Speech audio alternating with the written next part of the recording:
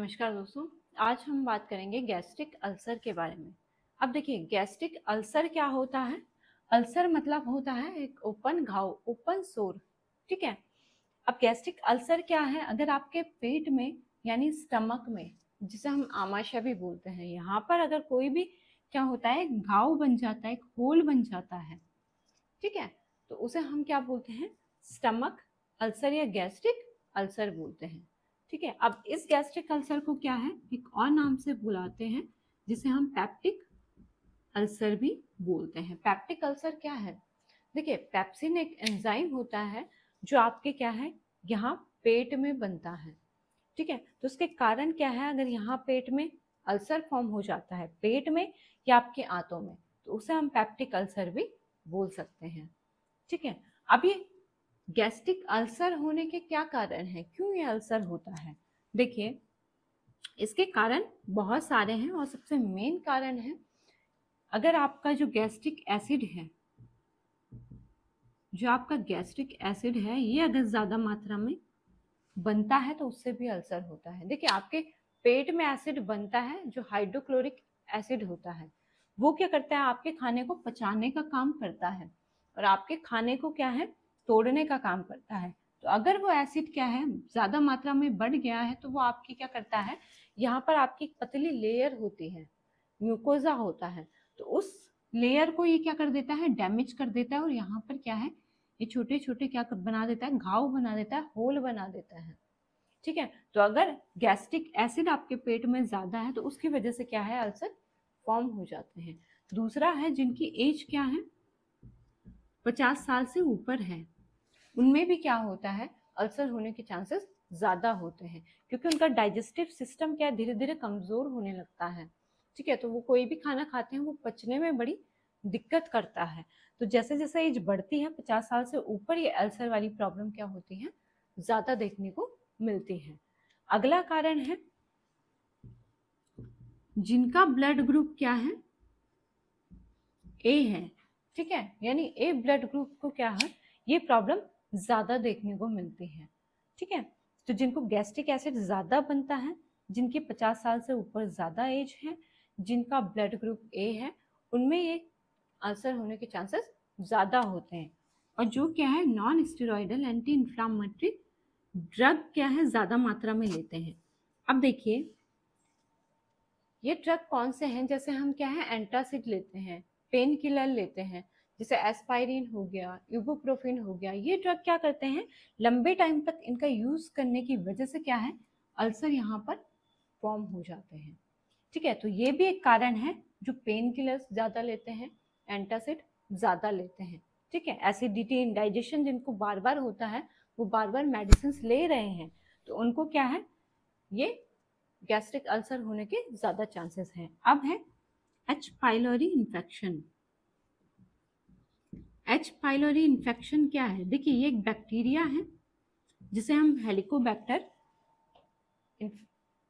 Helicobacter pylori क्या होते हैं, बैक्टीरिया भी बोलते हैं। तो ये क्या करता है, इन्फेक्शन कॉज करता है, और इस इन्फेक्शन की वजह से क्या है, अल्सर फॉर्म हो जाते हैं।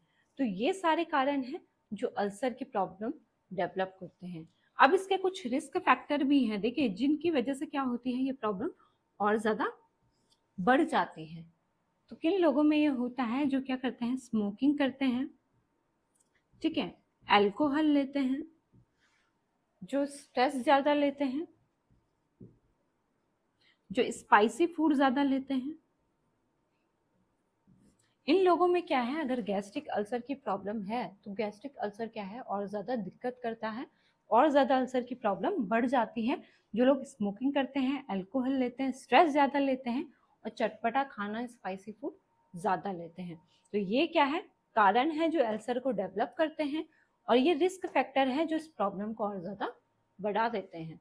अब देखिए, अल्सर में क्या होते हैं, लक्षण क्या होते हैं, यानी गैस्ट्रिक अल्सर की जो प्रॉब्लम होती है, इसके लक्षण क्या होते हैं, कैसे हमें पता चलता है कि ये गैस्ट्रिक अल्सर का पेशेंट है? तो देखिए, इसके जो सिम्टम्स क्या होते हैं, जो इसमें पेन होता है, वो पेन क्या होता है, खाने के तुरंत बाद स्टार्ट हो जाता है।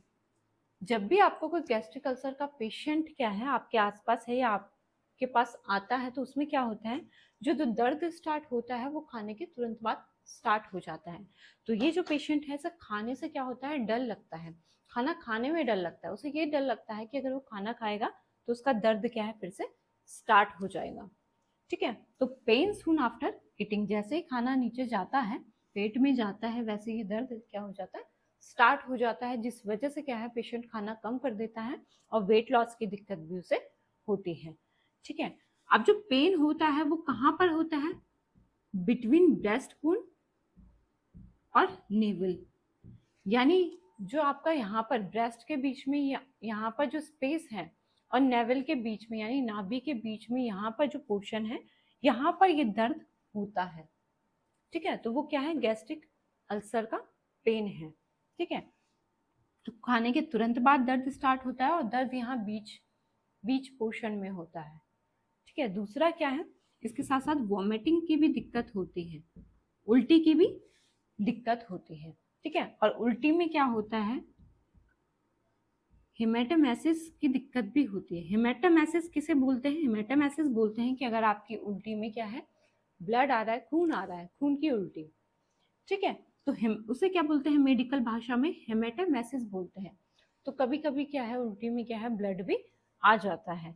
तो ये सारी दिक्कतें क्या होती हैं, गैस्ट्रिक अल्सर के पेशेंट को होती हैं। इसके साथ साथ क्या होता है, देखिए इसके साथ साथ ब्लॉटिंग होती है, यानी पेट में भारीपन लगता है, और हर्ट बर्न की दिक्कत भी होती है। हर्ट बर्न यानी सीने में जलन होना। ठीक है, तो ये सारे लक्षण बताते हैं कि आपको क्या है, गैस्ट्रिक अल्सर की दिक्कत है। अब इसे क्या करते हैं, कैसे हम मैनेज कर सकते हैं। देखिए, जो गैस्ट्रिक एसिड का पेशेंट होता है, जैसा मैंने बताया कि अगर उसके पेट में एसिड ज्यादा बन रहा है तो उसकी वजह से क्या है, अल्सर फॉर्म हो जाते हैं। ठीक है, तो गैस्ट्रिक एसिड अगर ज़्यादा बन रहा है तो उससे अल्सर होते हैं। लेकिन कुछ पेशेंट में क्या होता है, गैस्ट्रिक एसिड है इसका लेवल नॉर्मल होता है, लेकिन फिर भी उसे अल्सर की प्रॉब्लम होती है। ऐसा क्यों होता है, देखिए अगर आपका जो एसिड है वो नॉर्मल बन रहा है या कम मात्रा में बन रहा है तो भी अल्सर होता है, क्योंकि उसमें क्या होता है, गैस्ट्रिन जो लेवल होता है वो क्या होता है, इंक्रीज होता है। गैस्ट्रिन क्या है, देखिए गैस्ट्रिन एक हार्मोन है, एक पेप्टाइड हार्मोन है जो आपके स्टमक में बनता है। यहाँ पर आपके जी सेल होते हैं पेट में, तो उन सेल से क्या है, ये हार्मोन बनता है जिसे हम गैस्ट्रिन बोलते हैं। इस हार्मोन का काम क्या है, ये गैस्ट्रिक एसिड के सक्रीशन को बढ़ाता है आपके पेट में। ठीक है, जिससे आपका खाना डाइजेस्ट हो पाए। दूसरा ये क्या करता है, आपके पेट में और आपकी आंतों में कॉन्ट्रैक्शन करता है। ठीक है, कॉन्ट्रैक्शन करता है जिससे आपके खाना क्या है, आगे बढ़ पाए, आगे की तरफ मूव हो पाए।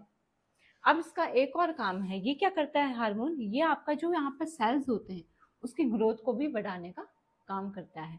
तो अगर आपके बॉडी में गैस्ट्रिन हार्मोन का लेवल ज़्यादा है तो उससे क्या होता है, गैस्ट्रिक एसिड ज़्यादा बनता है, कॉन्ट्रैक्शन ज़्यादा होता है, सेल्स की ओवर ग्रोथ हो जाती है। तो इसका जो हाई लेवल है वो भी क्या है, नुकसानदायक है।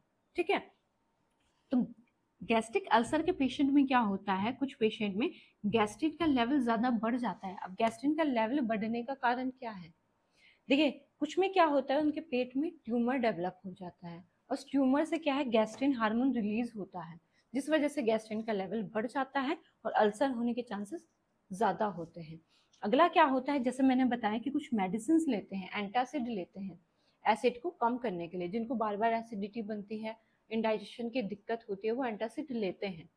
उसकी वजह से क्या होता है, एंटासिड बार बार यूज करने की वजह से क्या है, अगर आप रिपीटली एक दो दिन बाद में क्या कर रहे हैं, ये मेडिसिन ले रहे हैं, तो उससे आपका जो क्या होता है, गैस्ट्रिक एसिड का लेवल होता है वो बहुत कम हो जाता है, लो हो जाता है। और इसके लेवल को मेंटेन करने के लिए क्या है, ये गैस्ट्रिन हार्मोन क्या करता है, एसिड बनाता है, और वो एसिड क्या है, ज़्यादा बनता है, क्योंकि ये हार्मोन क्या है, इसका लेवल बहुत नीचे चला गया, और गैस्ट्रिन का काम है इसके लेवल को मेंटेन करके रखना। ठीक है, ताकि आपका क्या है, डाइजेशन हो पाए। तो जब आप ज़्यादा मात्रा में ड्रग लेंगे तो गैस्ट्रिन का हार्मोन का लेवल क्या होता है, इंक्रीज हो जाता है, जिससे अल्सर होने के चांसेस ज़्यादा होते हैं। कुछ पेशेंट में क्या होता है, जो मैंने बताया एच पाइलोरी इन्फेक्शन होता है, तो ये बैक्टीरिया भी क्या करता है, गैस्ट्रिक एसिड के लेवल को बहुत ही कम कर देता है, जिसके रिस्पॉन्स में ये हार्मोन की मात्रा बढ़ जाती है और यहाँ पर अल्सर होने के चांसेस ज़्यादा होते हैं। इसलिए मैंने बताया कि जो लोग ज़्यादा स्ट्रेस लेते हैं, ठीक है, ज़्यादा स्ट्रेस में होते हैं, उनको क्या है, गैस्ट्रिक अल्सर की दिक्कत ज़्यादा होती है, क्योंकि उनकी बॉडी में क्या होते हैं, हार्मोन क्या होते हैं, अप डाउन होते हैं, फ्लक्चुएट होते हैं, और ये भी एक हार्मोन है। अगर हार्मोनल इम्बैलेंस होगा तो गैस्ट्रिन की का लेवल भी क्या होता है, आपका बढ़ता है, जिससे अल्सर क्या होते हैं, ज़्यादा होने के चांसेस होते हैं। ठीक है, तो जिन लोगों को क्या है, गैस्ट्रिक अल्सर की दिक्कत है, उन्हें क्या करना है, अपने स्ट्रेस लेवल को क्या करना है, मेंटेन करके रखना है। ठीक है, अब इसके मैनेजमेंट के लिए आपको क्या करना है, देखिए इसमें आपको कैसी डाइट आपको लेनी है। जैसा मैंने बताया कि आपके स्टमक में अल्सर बन गया है, तो अगर आप कोई भी हैवी फूड खाते हैं तो उसे पचने में दिक्कत होती है, या इस पेशेंट को क्या है, खाने के तुरंत बाद क्या है, दिक्कत स्टार्ट हो जाती है, क्योंकि यहाँ पर अल्सर ऑलरेडी बने हुए हैं। तो आपको क्या करनी है, एंटीऑक्सीडेंट डाइट लेनी है, जो आपके अल्सर को क्या करे, हील करे, ठीक है, भर दे, ठीक है, इसकी दिक्कत को क्या करे, कम करे। तो आपको क्या है, ग्रीन वेजिटेबल्स लेनी है,